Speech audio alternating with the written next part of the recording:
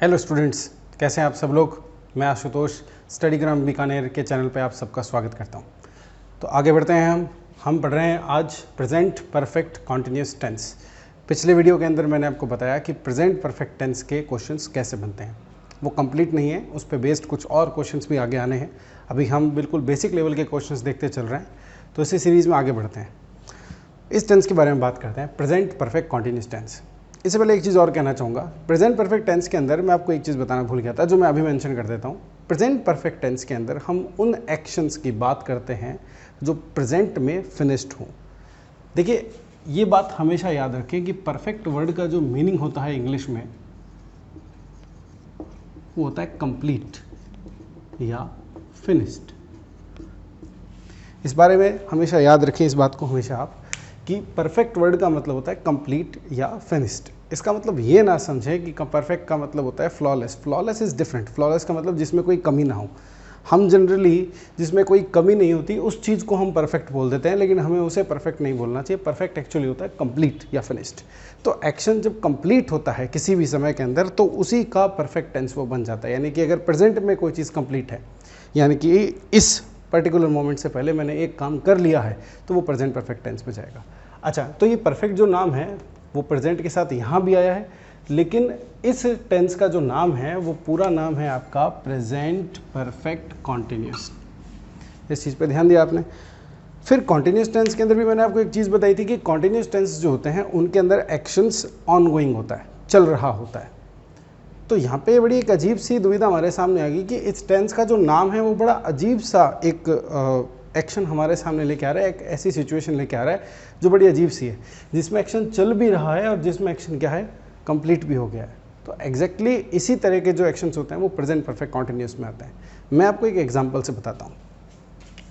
हमारे पास में स्ट्रक्चर है, तो स्ट्रक्चर से सेंटेंस बनाना तो आप सीख ही चुके हैं, तो वही चीज़ हम वापस से करते हैं। मैं एक बार के लिए एक सिंपल एग्जाम्पल ले रहा हूँ।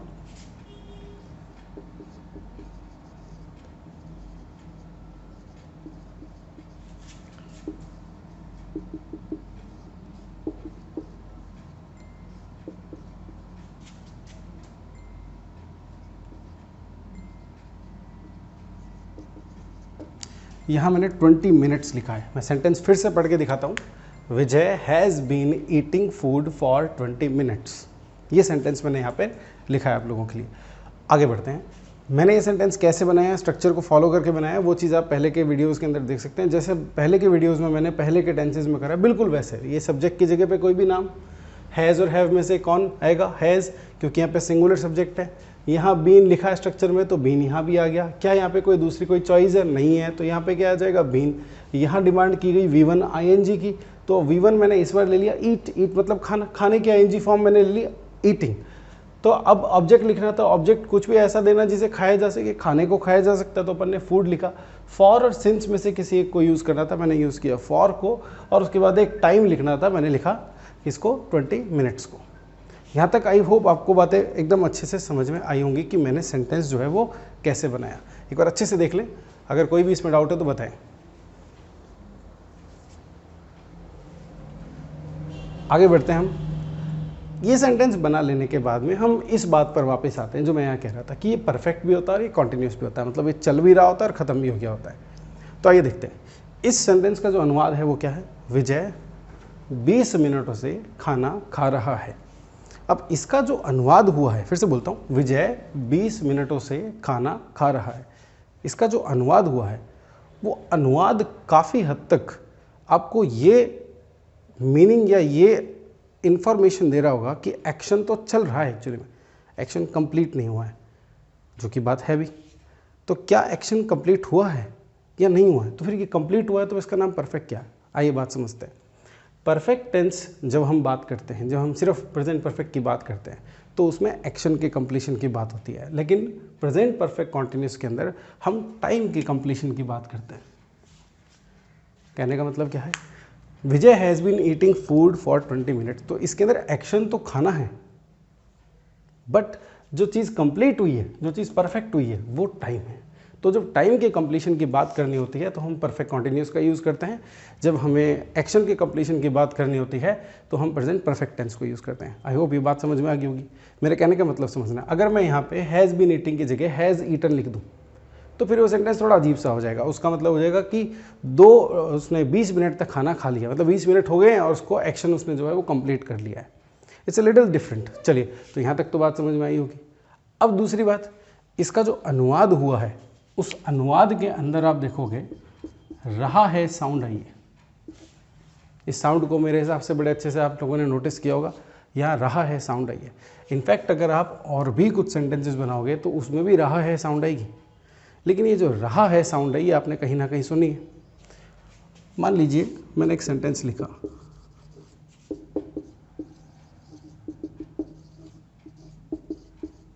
जो सेंटेंस है वो है विजय इज ईटिंग फूड।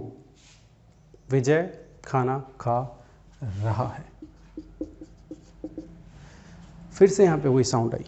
तो देखिए, अब ये जो दुविधा होती है, ये दुविधा होती है उन लोगों के सामने आती है ये दुविधा जो ट्रांसलेशन सीख रहे होते हैं। तो ट्रांसलेशन के अंदर हम क्या करते हैं, हम पहले साउंड को नोटिस करते हैं, उससे हम टेंस का पता लगाते हैं और फिर टेंस की स्ट्रक्चर के अंदर चीज़ों को पुट कर देते हैं, हमारा सेंटेंस तैयार हो जाता है। अब प्रॉब्लम ये आ गई कि इन दोनों ही सेंटेंसेस के अंदर क्या है, रहा है लास्ट में है। तो हमें कैसे पता चलेगा कि हमें कब रहा है लगाना है और कब रहा है नहीं लगाना है, या फिर हमें कौन से वाले को यूज़ करना है। आप एक चीज़ का डिफरेंस यहाँ पे देख सकते हैं। इसमें हमने ड्यूरेशन को, यानी कि जो टाइम है, कितना टाइम तक ये एक्शन हुआ, उसको मेंशन किया है, और इसमें हमने ड्यूरेशन को मेंशन नहीं किया है। आप देख सकते हो कि इस स्ट्रक्चर के अंदर मैंने फॉर और सिंस को मेंशन किया है, और इस सेंटेंस के अंदर फॉर और सिंस को मैंने मेंशन नहीं किया। इनफैक्ट मैं कर भी नहीं सकता हूँ। तो इसलिए बात याद रखें, ये लिखा है प्रेजेंट कॉन्टिन्यूस टेंस और ये है प्रेजेंट परफेक्ट कॉन्टिन्यूस टेंस। इन दोनों में जो फ़र्क होता है, हिंदी में दोनों में रहा है आएगा साउंड, लेकिन इन दोनों में जो फ़र्क होता है वो अच्छे से याद कर लें कि इसमें ड्यूरेशन और पॉइंट ऑफ टाइम जो है वो फॉर और सिंस के साथ मेंशन किया जाता है, और इसमें ये काम नहीं किया जा सकता। इतनी सी बात। तो अगर यानी कि सर हमारे सामने हिंदी का एक सेंटेंस होगा तो हम कैसे पता लगाएंगे कि हमें ये वाला ये लिखना है स्ट्रक्चर या ये वाला लिखना है। आप उसके अंदर देखें कि आप वहाँ पे ड्यूरेशन बताना चाहते हैं क्या, आप एक्शन को ये बताना चाहते हैं क्या कि इस पर्टिकुलर टाइम पीरियड के अंदर ये काम होता आया है, तब आप क्या यूज़ करें, परफेक्ट कॉन्टिन्यूस टेंस। और अगर आप प्रेजेंट की स्टेट बताना चाहते हैं कि भाई इस टाइम पे ये काम हो रहा है, तो आप प्रेजेंट कॉन्टिन्यूस टेंस यूज़ करें। आई होप आपको इन दोनों टेंसेज में डिफरेंस समझ में आ गया होगा। फिर से बता देता हूँ, Vijay has been eating food for 20 minutes का अनुवाद है विजय 20 मिनटों से खाना खाता आ रहा है, यानी कि 20 मिनट से वो खाना खा रहे हैं। हम जोर डाल रहे हैं इस टाइम पर। और जब हम कहते हैं विजय इज़ ईटिंग फूड, तो हम नहीं बता रहे कि कितना टाइम हो गया उसको खाना खाते हुए, कितने बजे उसने स्टार्ट किया था वगैरह वगैरह वगैरह, कोई इन्फॉर्मेशन मेंशन नहीं है। हम बस बता रहे हैं कि अभी इस समय विजय एक एक्शन कर रहा है और वो है खाना खाना। तो बस ये अगर मेंशन करना हो तो हम यूज़ करेंगे प्रेजेंट कॉन्टिन्यूस, और ये अगर मेंशन करना हो यानी कि ड्यूरेशन मेंशन करनी है, इतने समय पहले स्टार्ट किया था, इतने समय से हो रहा है, तो हमें यूज़ करना होता है प्रेजेंट परफेक्ट कॉन्टिन्यूस टेंस। तो ये डिफरेंस भी आपको समझ में आया होगा। इससे एक सेंटेंस और अगर आपको मैं बनाने को कहूँ तो देखिए, तो यहाँ पे एक सेंटेंस मैंने लिखा है, I have been writing this book since January. इसमें मैंने एक बुक को लिखने की बात हुई है, एक बुक है जो लिखी जा रही है, उसको मैं लिख रहा हूँ, और मैंने कहा है कि मैं जनवरी से लिख रहा हूँ। तो देखिए, जब मैंने इसमें मेंशन कर दिया कि मैं जनवरी से लिख रहा हूँ, तो मैं बता रहा हूँ कि कौन से पॉइंट पर मैंने स्टार्ट कर दिया था। अगर मैंने पॉइंट को मेंशन कर दिया है तो याद रखें यहाँ पे परफेक्ट कॉन्टिन्यूस टेंस को यूज़ किया जाएगा, इसीलिए मैंने परफेक्ट कॉन्टिन्यूस टेंस को यूज़ किया। इसलिए इस सेंटेंस के अंदर मैं यहाँ पे आई एम राइटिंग नहीं लिख सकता। सिमिलरली मैं यहाँ पे भी आई एम ईटिंग नहीं लिख सकता था। यहाँ मैं लिख पाया इज़ ईटिंग, क्योंकि यहाँ पे फॉर 20 मिनट्स नहीं लिखा होता। और अगर इसमें से सिंस जनवरी हटा दें सर, और उधर यहाँ पे हम लिख दें I am writing this book, तो बिल्कुल लिख सकते हो। लेकिन उस टाइम पे आप ये नहीं बताओगे कि मैं जनवरी से लिखता रहा हूँ, आप ये बताओगे कि अभी मैं ये काम कर रहा हूँ। तो इन दोनों टेंस में आई होप आपको डिफरेंस समझ में आ गया होगा। अब मैं आपको दिखाता हूँ इन पर बेस्ड कुछ क्वेश्चंस। इन दोनों टेंस पे बेस्ड जो है वो बहुत से क्वेश्चन आते हैं जो इजी क्वेश्चन माने जाते हैं, ज़्यादातर स्टूडेंट्स इसका आंसर सही देते हैं। बस 1 मिनट में आपको दिखाता हूँ। चलिए आगे बढ़ते हैं। तो अभी भी हमने समझा difference between present perfect continuous and present continuous. अब इस पे बेस्ड कुछ क्वेश्चंस मैं आपके सामने लेके आया हूँ, हम उसके लिए उनकी तरफ आगे बढ़ते हैं। इन क्वेश्चंस के आंसर्स और इनके एक्सप्लेनेशन देने से पहले वैसे एक चीज़ कहना चाहूँगा कि अगर अब तक आपने इस वीडियो को लाइक नहीं किया तो लाइक करें और कमेंट करें और शेयर करें। अगर आपके ये चारों के चारों क्वेश्चन सही होते हैं तो आपको 5 लोगों को कम से कम इस वीडियो के बारे में बताना है, और अगर ये चारों के चारों सही नहीं होते हैं तो फिर 10 लोगों को बताना है। चलिए आगे बढ़ते हैं। इस क्वेश्चन को देखते हैं। Vinod is waiting for you for 2 hours. इसमें सबसे बड़ी गलती जो है, जो स्टूडेंट्स जनरली करते हैं, जो नई नई अंग्रेजी सीखते हैं और अजीब अजीब से रूल बना लेते हैं, कई बार उनको कुछ लोग भी अजीब से रूल बता देते हैं कि देखो इसमें फॉर आ गया एक बार, फॉर आ गया दो बार फॉर नहीं आ सकता। ऐसा कुछ नहीं होता इंग्लिश में। देखो फॉर एक प्रीपोजिशन है और फॉर को आप इंग्लिश में एक सेंटेंस में जितनी बार लगाना चाहो उतनी बार लगा सकते हो। आपको बस फॉर के साथ में जुड़ने वाली चीज़ें जो है साथ साथ में जोड़ते जाना है। इसके डिटेल को जानने के लिए एक वीडियो प्रीपोजिशन पे बेस्ड जो है वो मैंने बनाया है, आप वो देख सकते हैं। अच्छा, तो बढ़ते हैं आगे। यहाँ पे फॉर 2 बार लिखा है, उससे हमें कोई फ़र्क नहीं पड़ता, लेकिन एक चीज़ हमने नोटिस की कि फॉर के साथ में टाइम लिखा हुआ है। जैसे ही हमने इस चीज़ को नोटिस कर लिया कि फॉर के साथ में टाइम लिखा है, हमें इस बात को मान लेना है कि यहाँ पे जरूर प्रेजेंट परफेक्ट कॉन्टिन्यूस टेंस को यूज़ करना है। ऐसा नहीं है कि सिर्फ प्रेजेंट परफेक्ट कॉन्टिन्यूस टेंस को यूज़ कर सकते हैं, हम और भी टेंस को यूज़ करते हैं। लेकिन ये बात याद रख लेनी है कि फॉर के साथ में ड्यूरेशन के लिए कि जब हम यूज़ कर लेते हैं सेंटेंस में, तो वहाँ पे कॉन्टिन्यूस टेंस बिल्कुल नहीं आ सकता। तो ये हो गया गलत। अब कॉन्टिन्यूस टेंस के साथ जो हम मीनिंग देना चाहते हैं वो एक्चुअली में प्रेजेंट परफेक्ट कॉन्टिन्यूस टेंस से दिखाया जाता है। तो इसीलिए हमारा आंसर होगा has been waiting. I hope आपको ये दिख रहा होगा, नहीं तो मैं बोल देता हूँ, हैज़ बीन वेटिंग। अब यहाँ पे ऐसा क्यों हुआ, फिर से समझिए, मैंने जो सारी बातें कही फिर से बताता हूँ एक साथ में। यहाँ पर फॉर के साथ में ड्यूरेशन दिया है। फॉर के साथ ड्यूरेशन जो होता है, ऐसा नहीं है कि सिर्फ प्रेजेंट परफेक्ट कॉन्टिन्यूस टेंस में आता है, और भी जगहों पे आ सकता है। लेकिन अब यहाँ पे हमने जो सीखा हो गया है कि फॉर के साथ में जो टाइम है वो कॉन्टिन्यूस टेंस में नहीं आ सकता। ये इज प्लस आईएनजी तो कॉन्टिन्यूस टेंस होता है, हम पढ़ चुके हैं इसको। तो ये गलत तो है, ये हमें समझ में आ गया। अब इसकी जगह इसी को हम क्यों सही कर रहे हैं, ऐसा इसीलिए कर रहे हैं क्योंकि प्रेजेंट कॉन्टिन्यूस के साथ में ये जो ड्यूरेशन देने का काम हम करते हैं, जब हम हिंदी में सेंटेंस को बोल के देखते हैं तो हमें ये सही लगता है। और हम एक्चुअली में जो सेंटेंस बोलना चाह रहे हैं, जो मीनिंग देना चाह रहे हैं, वो इस स्ट्रक्चर के साथ दिया जाता है, इसीलिए इसे चुन रहे हैं।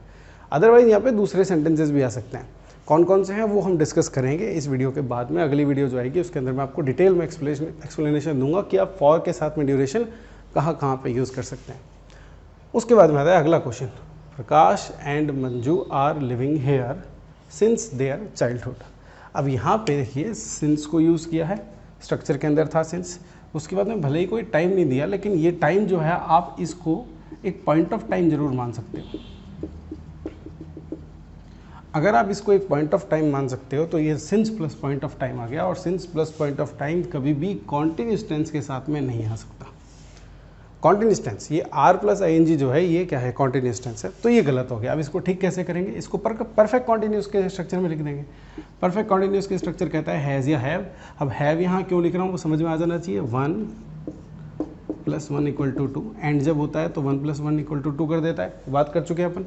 यहाँ पे आ जाएगा हैव, फिर आता है बीन, फिर आ जाएगा लिविंग। इट्स दैट सिंपल, ये इतना ही ईजी है। फिर आते हैं इस पे, I has been teaching English for last 10 years। ये सेंटेंस यहाँ पे लिखा मैंने अपने लिए। तो इस सेंटेंस के अंदर देखा हमने फॉर लास्ट के साथ में 10 years लिखा है, परफेक्ट कॉन्टिन्यूस टेंस होना चाहिए। हैज़ बीन और आईएनजी परफेक्ट कॉन्टिन्यूस टेंस ही होता है, तो ये तो नो एरर होना चाहिए। लेकिन हमें ये नहीं भूलना है कि हैज़ जो है वो आई के साथ में यूज़ नहीं होता है। आई के साथ हम हैज़ नहीं, आई के साथ तो हम हैव यूज़ करते हैं। तो कई बार क्या होता है कि ये फॉर सिंस का जो झमेला होता है, इसके अंदर फंसा के आपको कई बार इधर का क्वेश्चन दे देते हैं। हम देखते हैं इधर फॉर के साथ में चीज़ जो दी है वो सही दी हुई है, तो बिल्कुल ठीक है, चलो आगे बढ़ते हैं। या फिर हमें थोड़ा कन्फ्यूजन होता है, हम सोचते हैं कि फॉर के साथ जो चीज़ दी हुई है, अगर फॉर दिया है ये सेंटेंस तो जरूर फॉर वाले में ही गलती होगी, अपन इसको गलत कर देते हैं। और लास्ट का यहाँ पे यूज़ बिल्कुल सही है। ये लास्ट का क्या कॉन्सेप्ट है वो मैं आपको अच्छे से सिखाऊंगा, बट अभी इस सेंटेंस के अंदर ये फॉर के साथ में जो लिखा हुआ है बिल्कुल सही था, बट इसमें गलती थी। आई के साथ हैज़ पूरी इंग्लिश में नहीं आता है, तो आप इस बात को अच्छे से याद रखें। फिर आता है अगला sentence, Rinky's father is laughing since morning. अभी थोड़ा सा फेमिलियर लग रहा होगा आपको, आपने वो गाना सुना होगा रिंकी आगे पापा, है ना। तो उसी तरह का सेंटेंस मैंने बनाया, Rinky's father is laughing since morning, but इसके अंदर वंस अगेन वही सेम कॉन्सेप्ट है। आपने देखा यहाँ सिंस लिखा है और ये मॉर्निंग जो है ये पॉइंट ऑफ टाइम। इसके साथ में हम जो है वो क्या प्रेजेंट कॉन्टिन्यूस यूज़ नहीं कर सकते, हमें क्या यूज़ करना पड़ेगा, प्रेजेंट परफेक्ट कॉन्टिन्यूस। तो लिख देंगे हम हैज़, क्योंकि रिंकीज़ फादर सिंगुलर, फिर बीन और फिर लाफिंग, आईएनजी फॉर्म लिखनी। तो आई होप आपको ये अच्छे से समझ में आया होगा।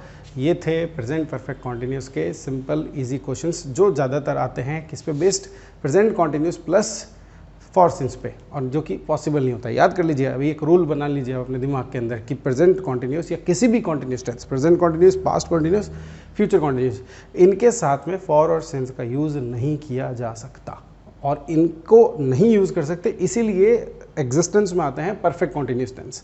ठीक है ना। आप जब भी अनुवाद करेंगे तो देखेंगे कि कॉन्टिन्यूस और परफेक्ट कॉन्टिन्यूस का जो अनुवाद है, सभी कॉन्टिन्यूस और परफेक्ट कॉन्टिन्यूस, मतलब चाहे प्रेजेंट का हो, पास्ट का हो या फ्यूचर का हो, सभी कॉन्टिन्यूस और परफेक्ट कॉन्टिन्यूस के जो अनुवाद होंगे वो सेम होंगे। एंड की जो साउंड होगी, सॉरी, एंड की जो साउंड होगी वो सेम होगी, बट ड्यूरेशन और पॉइंट ऑफ टाइम को अगर आपको मेंशन करना है तो आपको परफेक्ट कॉन्टिन्यूस को यूज़ करना है। आई होप आपको अब तक बातें समझ में आई होंगी। इससे अगले वीडियो के अंदर जो है मैं डिस्कस करूंगा फॉर वर्सेस सिंस को। मैं जानता हूं आप में से ज़्यादातर स्टूडेंट्स इस चीज़ को पढ़ते हुए यही नोटिस कर रहे होंगे कि हमने फॉर और सिंस के क्वेश्चंस की बात क्यों नहीं की।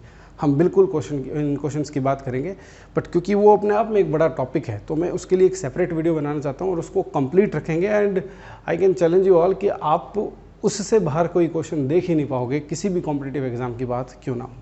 चलिए मिलते हैं अगली वीडियो में guys. Thank you so much, bye bye.